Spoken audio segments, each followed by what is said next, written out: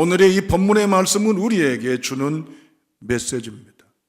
폭풍 속에서도 쓰러진 졸장부 폐잔병 비극의 실패자가 아니라 온갖 삼중고의 폭풍이 다가오는데도 우뚝 서서 당당하게 탄탄하게 서 있는 거목 거인교회를 오늘 소개하려고 합니다. 이미 지난주 말씀을 나눴어요. 데살로니가 전서의 배경을 설명할 때 바울이 2차 전도 여행 중에 사도행전 17장 2절에 나와 있는 장면입니다. 마게도냐의 주수도인 데살로니가에서 3주 동안 안식일에 집중 집회를 했습니다. 말씀 성회를 연 거예요. 모르긴 몰라도 많은 사람들이 모여들겠죠. 은혜를 받고 신앙의 회심도 놀라운 주님의 부흥도 일어났습니다. 아무리 바울이 이 갈라디아 데살로니가에 오래 있었다 치더라도 이제는 2달, 3달 정도밖에 묵지를 않았어요. 왜 그랬을까요? 모함, 음해, 위협, 살해 등등 여러 위기, 어려움의 난국에 처하게 되었습니다.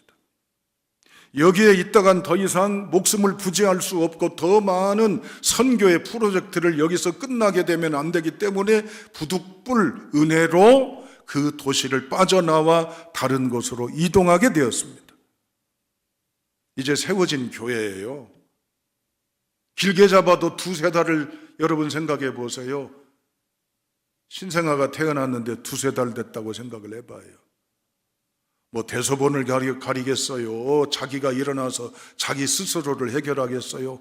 어린아이 할 때는, 어린아이로 적용할 때는 그렇지가 못하잖아요. 피덩이를 그냥 부득불 떼어놓고 떠난 어미의 심정같이 이 데살로니가 교회를 바울이 잊지를 못하고 가슴 졸이고 걱정으로 가득해 있습니다. 그런데 소식을 듣습니다. 깜짝 놀랐습니다. 이미 없어진 줄로만 알았습니다. 있다고 그래봐야 별거 아닌 줄로만 알았습니다. 그런데 탄탄합니다. 부흥합니다. 든든합니다. 소문이 이 마게도냐 전역에 났어요. 그래서 이 데살로니가 교회를 생각하면 늘 감사한 마음뿐이고 기억할 때마다 오늘 4절에도 나옵니다. 자랑한다고 그랬어. 여기저기 다니면서 데살로니가 교회를 잊지 않고 간증하고 소개하고 입에 달고 산다 그 말이야. 왜? 너희의 믿음의 역사와 사랑의 수고와 우리 주 예수 그리스도에 대한 소망의 인내를 우리 하나님 아버지 앞에서 끊임없이 뭐 한다고요? 기억한다고 그랬잖아요. 믿음, 사랑, 소망. 어떤 믿음? 믿음으로 일하는, 믿음으로 힘을 갖는 믿음. 사랑으로 뭐요? 수고하는 사랑. 소망으로 견디는 소망. 이게 데살로니가 교회에 가졌던 절대적인 권세입니다. 그런데 데살로니가 교회가 어땠을까요? 3가지의 대표적인 폭풍을 만납니다. 첫째, 정치적인 폭풍입니다. 이 데살로니가는요, 마게도냐의 주수도라고 그랬어요. 자치령 지역입니다. 로마 황제가 특권을 주어서 이젠 자치적으로 뭘 할 수 있는 권한에 주어져 있는 대단히 무게도를 두는 지역입니다. 그러다 보면 절대적으로 이 데살로니가 교인들이, 지역 사람들이 갖고 있는 자부심과 귀환의식이 뭐냐? 로마 황제 숭배 사상입니다. 이걸 거역할 사람 아무도 없어요. 그런데 오합주절에 불과한 소수에 불과한 이들이 이걸 거역하는 거예요. 그게 누구예요? 예수 믿는 사람들이에요. 왜? 하나님 외에는 어느 존재나 대상을 섬길 수가 있다 없다? 없다 그 말입니다. 이 정치적인 질서에 지금까지 지내왔던 관례를 깨는 불안당 같은 돌발 변수의 사람들이 등장합니다. 그게 기독교인들이에요. 가뜩이나 곱게 보지 않는 시선들이 옳다 좋다 요걸로 걸고 넘어지자 그래가지고 고소 고발을 해가지고 권력자들이 탄압하기 시작합니다. 뭘? 로마 황제를 거부한다고 해서 뭘로 여겨요? 쿠데타 세력, 반동, 분자, 빨갱이, 운동권, 이런 식으로 몰아가는 거예요. 예수님도 그 이슈로 돌아가서 십자가의 형에 처해졌지 않습니까? 이런 위기상황에 놓였는데도 데살로니가 교인들은 두려워하지 않아요. 당당합니다. 담대합니다. 씩씩해요. 두 번째는 경제적인 이유입니다. 거기는 우상의 도시라고 그랬어요. 지역을 수호하는 수호신도 있고, 인생의 쾌락과 즐기는 향락에 대한 디오니게스라는 신도 있고, 로마 황제라고 하는 신도 있다고 그랬어요. 그러다 보면 모든 경제 사정이나 모든 이제는 종교나 모든 의식들이 우상 숭배하고 연관되지 않는 것이 없어요. 그런데 데살로니가 교인들이 어떻습니까? 우상을 깨뜨려요, 버려요, 거부해요. 심지어 그 단체에서 같이 길드라는 공동체 조합에 들어가려면 우상을 섬기는 증명이나 증거가 있어야 돼요. 예수만 섬기면 시대의 문화나 경제적인 활동에 제약을 받는 걸 자초하면서 예수 외에는 메시아가 없다는 걸 선언한 건 뭐예요? 이미 그 사회에서 매장되는 거예요. 상종을 안 해요. 거래도 안 하고 여러 가지 이제는 금융적인 여건도 관계를 맺을 수가 없어요. 하루아침에 이제는 비극의 가난자가 됩니다. 그런데도 당당해요. 그 이유가 뭘까요? 세 번째는 정치나 경제에 의해서 죽어가는 박해를 스스로 자초합니다. 체포를 당한다든지 테러를 당한다든지 고문을 당한다든지 이젠 죽임을 당한다든지 그렇습니다. 얼마나 무서워요. 그러면 포기할 만하고 도망칠 만하고 숨을 만한데도 팔보도 꺾이지 않고 시들지 않고 당당하고 단단합니다. 여러분, 이유가 바로 뭘까요? 우리 다 같이 읽었던 말씀 1장 3절 4절 말씀을 함께 읽어보도록 합니다. 다 같이 함께 읽습니다. 시작. 우리가 너희를 위하여 항상 하나님께 감사할지니 이것이 당연함은 너희의 믿음이 더욱 자라고 너희가 다 각기 서로 사랑함이 풍성함이니 그러므로 너희가 견디고 있는 모든 박해와 환난 중에서 너희 인내와 믿음으로 말미암아 하나님의 여러 교회에서 우리가 친히 자랑하노라. 아멘. 바울이 자랑한다고 그러잖아요. 단순히 그냥 몇 마디 말하는 게 아니라 이 데살로니가 교인들에 대해서 바울이 입에 침이 마를 정도로 끊임없이 소개한단 말이에요. 저의 꿈이 있습니다. 그 꿈은 뭔 줄 아세요? 하나님이 김진영이를 자랑하는 목회자가 되기를 원합니다. 여러분들도 하나님의 자랑의 거리가 될 수 있기를 주님의 이름으로 축복합니다. 무엇을 자랑한다고 그랬습니까, 여러분들? 믿음으로 자라가고 4절에 보면 견디고 모든 박해와 환난 중에서 너희 인내와 믿음으로 그랬습니다. 할렐루야. 여기 주목할 두 단어가 있습니다. 그게 뭘까요? 믿음이 더욱 자라고, 또한 뭘까요? 4절에 보면 너희 인내와, 믿음이 자라고 너희의 인내라는 두 단어를 우리는 초점을 맞춰야 됩니다. 데살로니가 교인들이 정치적으로 경제적으로 신변에 있어서 위협에 있지만 이걸 어떻게 해요? 무서워, 이제 어떻게 하면 좋아, 도망치고 숨고 항복하지 아니하고 와라 그 말이에요. 맞서 싸우는 거예요. 겁먹지 않는 거예요. 그 자리를 지키는 거예요. 당당하게 서는 거예요. 비겁자가 아니라 용기의 성도가 되는 것입니다. 여러분의 사연들이 다 있습니다. 홀로 된 분도 있고 병마가 나를 끝없이 부대끼게 고통스럽게 하는 분도 있고 언제나 이 숙제인 경제의 난관이 해결될지 긴 세월의 여정 중에 있고 사람 때문에 받는 상처의 아픔의 수렁에서 괴로워하는 일도 있고 다양한 상황에 우리가 놓여 있을 수 있어요. 그 속에서 우리가 깨지고 터지고 아프고 찢어지고 이젠 냄새나고 하는 여러 어려움 중에 있지만 그것 때문에 나름대로 이젠 기죽고 나름대로 움츠려들고 나름대로 왜소하고 나름대로 초췌해 있어서는 안 된다는 얘기예요. 일어나는 성도가 될 수 있기를 주님의 이름으로 축원합니다. 우리는 아무 힘이 없어요. 그러나 데살로니가 핏덩이 어린 교회가 어떻게 일어났어요? 어떤 힘으로 일어났어요? 하나님을 믿는 믿음의 에르곤, 힘으로 일어났어요. 뭘로 그 자리를 지켰어요? 뭘로 거기를 견뎌냈어요? 하나님을 믿는 믿음의 힘으로 견뎌난 거예요. 할렐루야. 여러분, 성경에서는 우리에게 요구하시는 소명의 의식이 강조되고 있는 단어가 있습니다.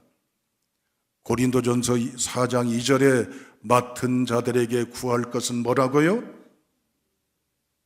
뭐라고요? 충성이라고 그랬어요. 잘 아시잖아요. 그러면 충성이 뭘까요?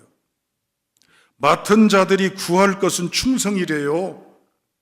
목사가 구할 것 충성이고 여러분들이 구할 것이 충성이래요. 그러면 충성이 뭐예요? 책임을 다하는 것, 목숨 걸고 투사적으로 싸우는 것, 물론 맞죠. 따라합니다. 그 자리를 지켜내는 것, 끝까지 견디는 것, 어려움을 참아내는 것. 할렐루야. 십자가의 도를 걸어가신 그 예수 그리스도를 따르는 오늘의 우리라면 내가 아무리 어떤 폭풍을 만나든 어려움에 처하든 무섭다, 두렵다, 떨린다고 도망치는 성도가 되어서는 안 됩니다. 따라합니다. 이 자리를, 이 위치를, 이 본분을 끝까지 감당하겠습니다. 아멘. 예수님은 뭘 붙잡고 이걸 이기셨을까요? 자기 고집, 자기의 어떤 의기투분하는 모습, 천만의 말씀입니다. 아버지, 오직 하나님을 믿는 믿음 안에서 예수 그리스도가 걸어가셨던 그 길을 오늘 우리도 가야 합니다. 여러분, 바울이나 베드로나 요한은 곳곳에 서신을 보낼 때마다 강조한 내용이 있습니다. 빼놓지 않고 이제는 요한 1, 2, 3서, 계시록, 베드로 전서, 후서, 사도 바울이 보냈던 열세 서신에 꼭 빼놓지 않고 18번처럼 등장하는 단어가 있어요. 뭡니까? 강하라, 견뎌라, 굳세라. 오늘 이 시대에 살아가기를 꿈꾸는 여러분, 하나님, 제 앞에 사고가 있으면 다 치워주세요. 그리고 저는 콧노래 부르면서 여유롭게 인생 참 편해, 좋아, 쉬워라고 우리는 걸어가기를 원하시지만 하나님의 의도는 그렇지가 않습니다. 비록 폭풍이, 꼬임이, 다침이, 어려움이 온다 할지라도 믿음 안에 서서 걸어가는 성도가 될 수 있기를 주님의 이름으로 축원합니다. 제가 목회하면서 제일 행복한 때 그 중에 하나가 언제인 줄 아십니까, 여러분? 덩치가 큰 사람이 그렇다고 눈물을 보일 수도 없고 울컥하니 가슴에 울음이 가득한 것, 감동이 넘쳐난 것은 어떤 순간일까요? 이렇게 말없이 묵묵하게 어떤 순간 상황이 있어도 자리를 지키며 드러내고 표시내고 과시하지 않더라도 그 자리, 그 위치에서 말없이 걸어가는 우리 교인들의 앞뒤 옆모습을 볼 때 너무 행복하고 감격하고 감사할 뿐이에요. 하물며 목사인 저도 그런데 우리 아버지 하나님께서 여러분이 어떤 자리, 어떤 순간에 있어도 이 정도면 얘 도망가야 된다. 이 정도면 미안합니다. 얘 미칠 것이다. 이 정도면 얘 그냥 포기할 것이다. 그런데도 일어나고 견뎌나고 버티고 하는 모습을 볼 때 누가 좋아하시겠어요? 하나님이 좋아하시는 겁니다. 할렐루야. 그분들 가운데는 그런 말씀하신 분들이 있어요. 소나무처럼, 상록수처럼 목사님, 저 걱정하지 마세요. 저한테 신경 쓰지 마세요. 괜찮아요, 목사님, 저 마음 쓰지 마세요. 저는 변함없어요. 제 위치 지켜요. 제 할 일 그대로 해요. 전혀 저 의식하지 마시고 저 신경 쓰지 마세요 라고 말씀하는 짧은 몇 마디의 투박한 단어에 제 마음이 울리고 떨릴 뿐입니다. 그들이 견디는 이유가 뭘까요? 명분 아니에요. 하나님의 권세인 줄로 믿으시면 아멘. 데살로니가 교인들이 어떻게 이 모든 환난을 이겨냈을까요? 뭐예요? 오직 하나님이요. 그래서 믿음은 위대한 겁니다.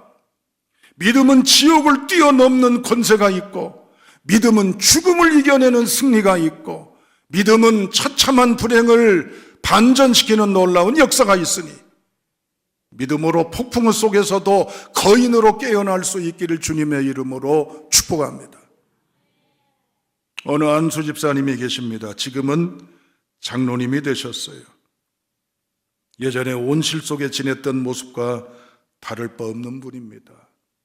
사업이 잘 되고 교회 출석도 꼬박꼬박 헌금도 많은 액수의 헌금, 어떤 교회 사역에 있어서는 앞장서서 타의 모범이 될 정도로 역량 있는 그런 분이었어요.